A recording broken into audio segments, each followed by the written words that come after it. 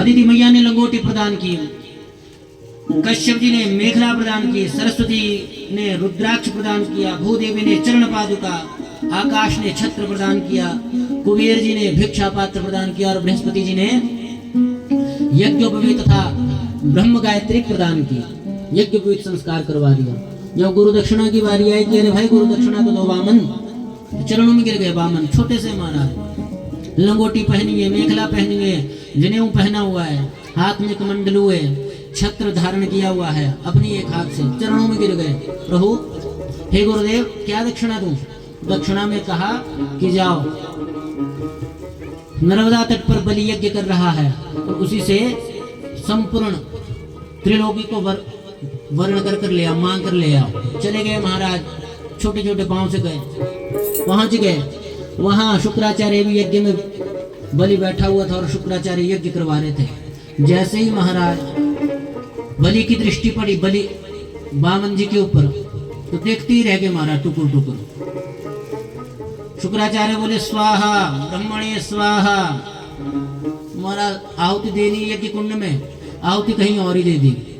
भूल गए महाराज, इतना दिव्य स्वरूप था, बहुत दिव्य स्वरूप वामन का। वामन उंगल के छोटे से सब कुछ भूल गए।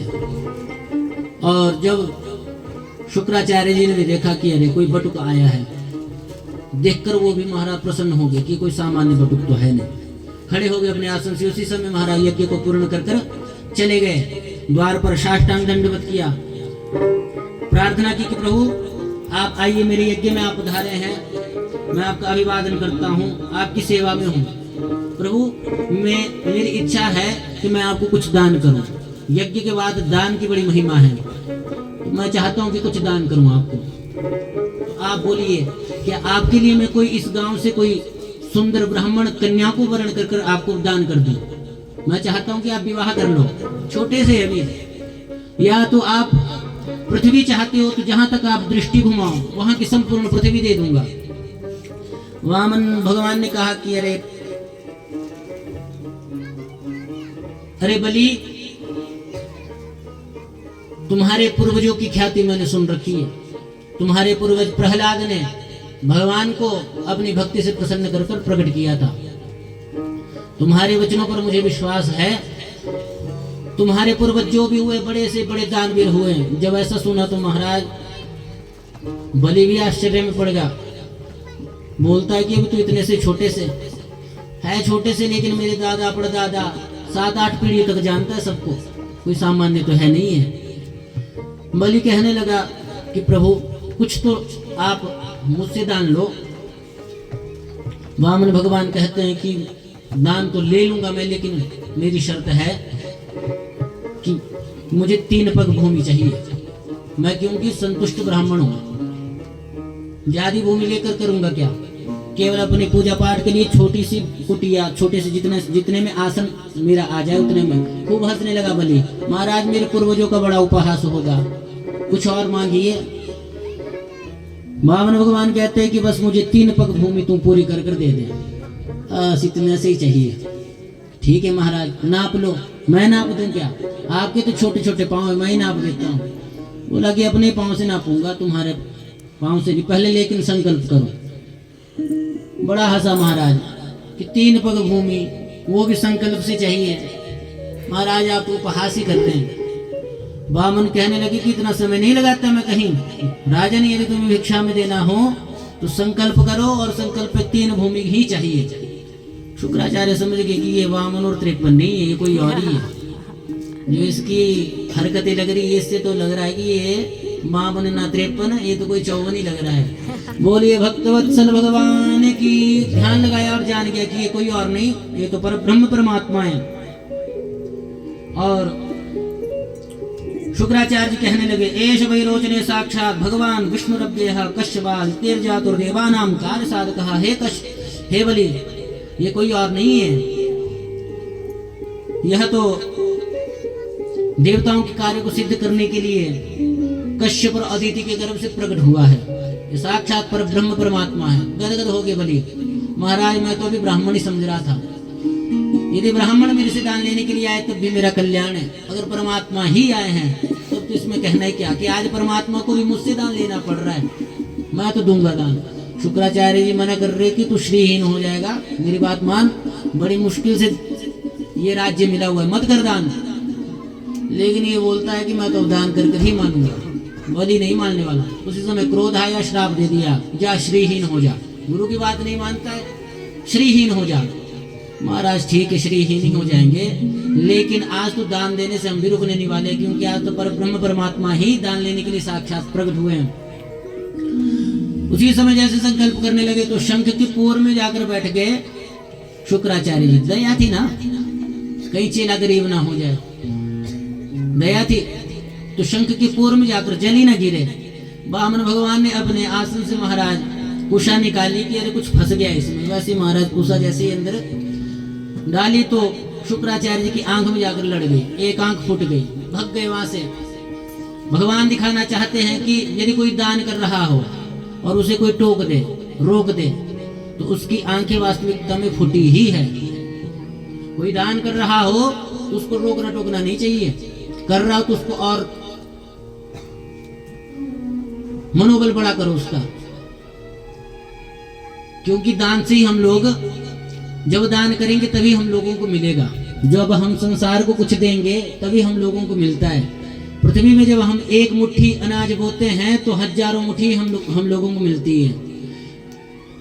गौ माता के लिए हम जब एक मुट्ठी घास जब देते हैं तो बाल्टी भर भर कर दूध लेते हैं। एक मुट्ठी का प्रताप हमें बाल्टी भर भर कर दूध मिलता है। उसी प्रकार ब्राह्मणों के बारे में भी लिखा है कि ब्राह्मणों को यदि थोड़ा सा भी अनाज दिया जाए, कुछ भी दान दिया जाए, तो 100 गुना ज्यादा मिलता है। तो ये कोई ब्राह्मणों के लिए यही नहीं है कि ब्राह्मणों को ही मात्र दान दो। दान तो ऐसे ब्राह्मण महात्माओं ही अधिकारी होते हैं, और तो सहायता के अधिकारी होते हैं। दान की जो महिमा है वो तो कुछ विशेष लोगों को ही कही गई है, वही अधिकारी है। शास्त्रों की जो मर्यादा है, सभी अधिकारी नहीं है दान के। बोलिए भक्त वत्सल भगवान की। अनुमोदन करना चाहिए, मनोबल बढ़ाना चाहिए, देना चाहिए, और हमारे अंदर भी ये भावना होनी चाहिए देने की। जो देने की भावना होगी तभी हम लोगों को मिलेगा। अच्छा, जितना आपने दिया है उससे 100 गुना ज्यादा ही आपको मिला होगा। यदि अपने जीवन में देख लो, झांक कर, अपने जीवन में झांक कर देखेंगे, आपको तो जितना आपने दिया है उससे अधिक ही मिला है आपको। खूब दान करना चाहिए, खूब देना चाहिए, दीनहीनों की सेवा करनी चाहिए। जिसके पास पढ़ने के लिए पुस्तक नहीं उसको पुस्तक दान करो, जिसके पास पहनने के लिए कपड़े नहीं उसको कपड़े दान करो। जिसके यहाँ कोई बेटी हो और विवाह करने के लिए सामर्थ्यता ना हो तो उसके बेटी के विवाह के लिए सहयोग करो, दान करो। यही परम लाभ है, यही इसी में सबका कल्याण है। और दान की भी एक विशेषता है कि एक हाथ से दिया तो दूसरे हाथ को पता नहीं चलना चाहिए। अच्छा, दान जिस भावना से दिया जाएगा तत्त फल को प्रदान करेगा। दान की भी 3 गतियां लिखी गई है, सात्विक, रासिक, तामसिक।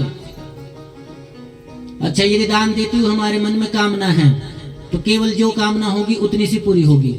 यदि हमने दान देते हुए ये कामना रखी कि पता लगना चाहिए साथ वालों को, भाई मैंने दान किया था, तो साथ वालों को तो पता चल जाएगा और वो तुम्हारी प्रशंसा भी कर देंगे कि वाह भाई बढ़िया दान किया तुमने, बढ़िया। सुना था मैंने कि बेटी की शादी हुई वहां, खूब दान किया, वाह भाई वाह। बस उतना सा मिलेगा। जो वास्तविकता के दान से तुम लोगों को धन, आरोग्यता, सद्बुद्धि, पुत्र, संतति और ऐश्वर्य जो प्राप्त होने थे वो नहीं होंगे।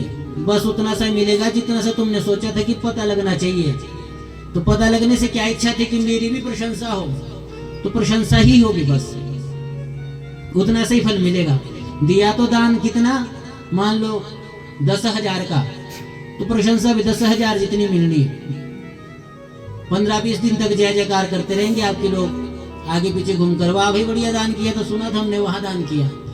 तो दान देते हुए हम लोगों के मन में कामना नहीं होनी चाहिए, बस दान दे दिया।